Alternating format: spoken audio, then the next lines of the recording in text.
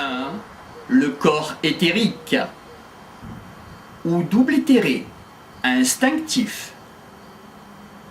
Le corps éthérique se réfère à la copie du corps physique ou dense. Pour la totalité du corps physique, il y aurait un double éthéré qui serait une copie exacte du corps physique. Le corps éthérique construit et restaure le corps physique. Si le cœur éthéré n'existait pas, alors le cœur grossier physique se briserait sous le poids des tensions continuelles auxquelles il est soumis.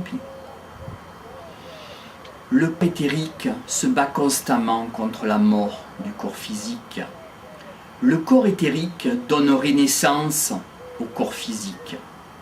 Le corps éthérique vivrait indissolublement lié au corps physique. Il s'en sépare seulement après la mort. Décomposition cellulaire. 1. Le voyage éthérique. Expérience du voyage éthérique. Vulnérable aux environnements. Vulnérable au vortex qui puise ou libère de l'énergie. Vulnérable aux sources électromagnétiques. Vulnérable aux différentes entités qu'un être humain pourrait rencontrer. Le lien serait un cordon avec le corps physique et un cordon du nombril du corps physique. 2. Le corps astral. Égotiste, égotisme, exacerbation de la personnalité, du soi. Donc, information par rapport aux rêves, psychothérapie, écriture, rapport avec les fantômes, obsession, le plan résiduel. Le corps astral puiserait ses énergies dans le plan astral, composé par les astres, et notamment les planètes du système solaire, Uranus en alchimie.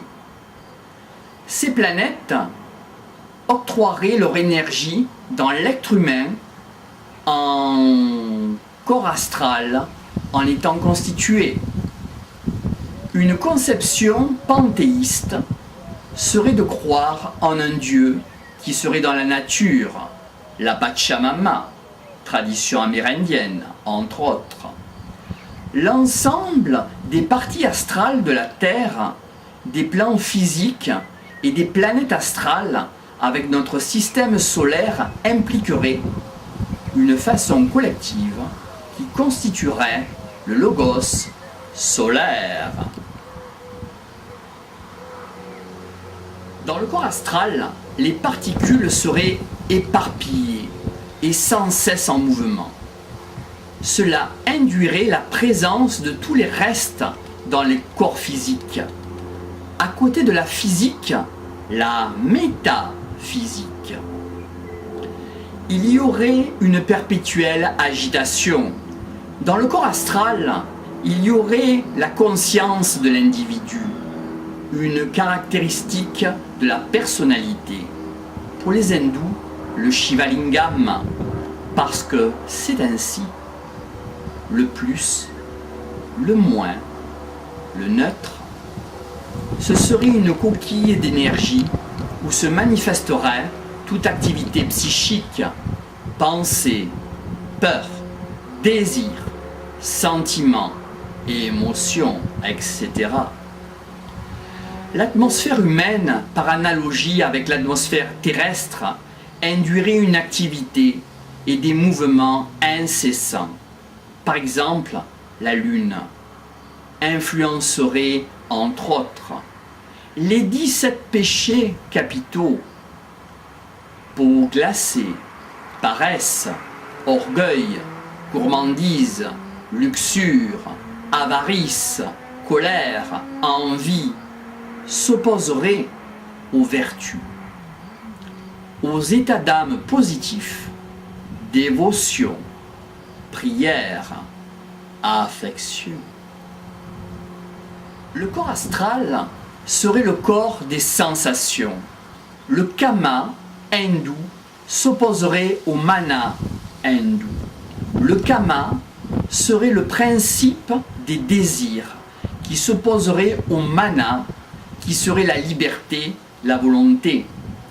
Dans le mana, il y aurait un mana inférieur, le libre arbitre ou libre choix, et il y aurait un mana supérieur qui entraînerait des principes d'immortalité.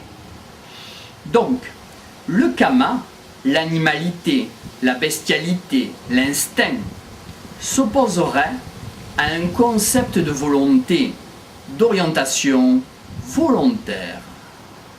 En PNL, programmation neuro-linguistique, on pourrait se déconditionner, se reprogrammer, se réajuster. Comment, en philosophie, passer de pion à joueur? La mémoire ne serait possible que grâce au corps astral. Le corps astral élaborerait et transformerait les activités psychiques en stimulus.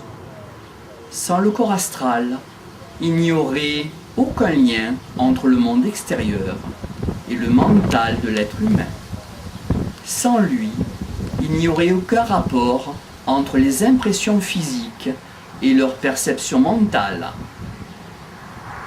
Et inversement, le mental induirait des vibrations générées avec le corps éthérique et, en conséquence, avec le corps physique, matière grise du cerveau. Le kama, le mana, permettent à l'être humain de se distinguer de l'environnement et d'avoir une mémoire. Kama plus mana. D'où l'importance de se ménager des pauses pour une bonne santé.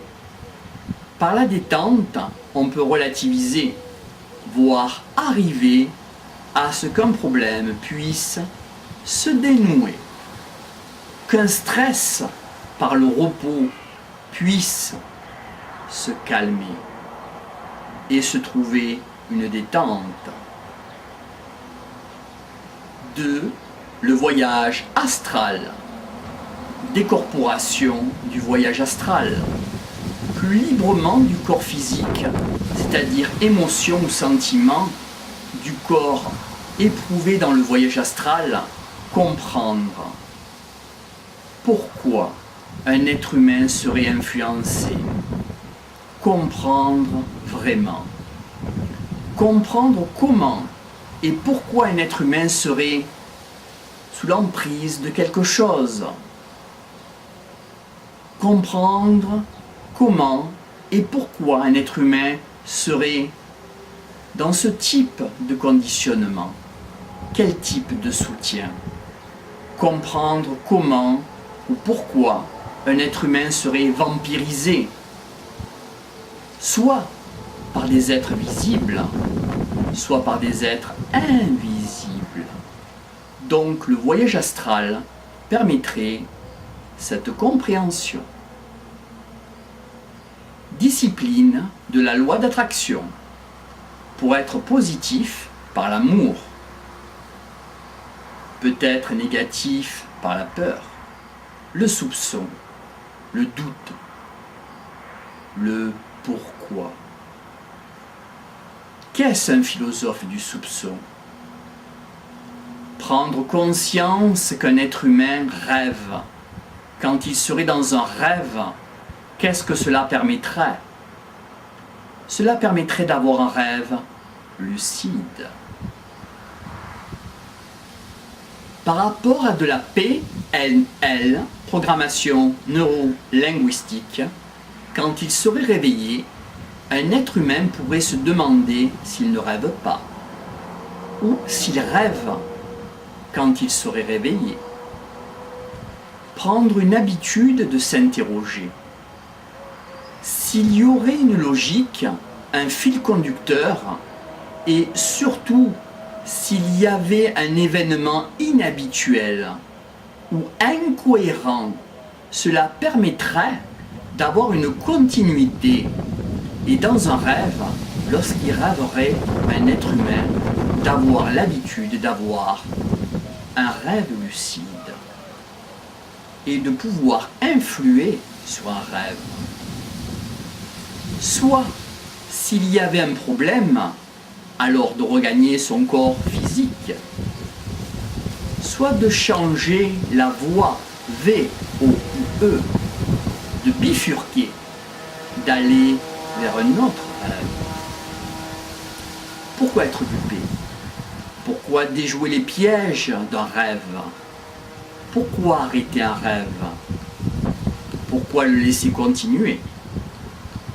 Le voyage astral aurait un lien avec le plexus solaire et le corps physique. Exemple de voyage astral provoqué ou sollicité dans les conditions optimales pour partir et pouvoir revenir. Minuteur de cuisine, entre 20 minutes ou une demi-heure maximum. Ancrage aux pieds avec des tourmalines noires. Aux deux pieds, tourmalines noires. Isis, Osiris. Dans les mains, peut-être comme en chamanisme, avec deux paires. Isis, femelle, réception. Osiris, mâle, action. Ou pierre de Sedona, Arizona, protégée par papier aluminium en stockage, pour un voyage amérindien, peut-être avec des animaux totems qu'un être humain pourrait rencontrer plus facilement, entre autres. Ou G sur le front, avec ancrage tourmaline noire sous la plante des pieds, pour voyage, accompagnement d'un défunt. Se couper de la séance. 3 snaps. Dans le sol, à l'extérieur, dans la terre, et souffler dans ses mains vers le ciel. Pour être, vouloir partir, mais aimer revenir. L'être et le vivant.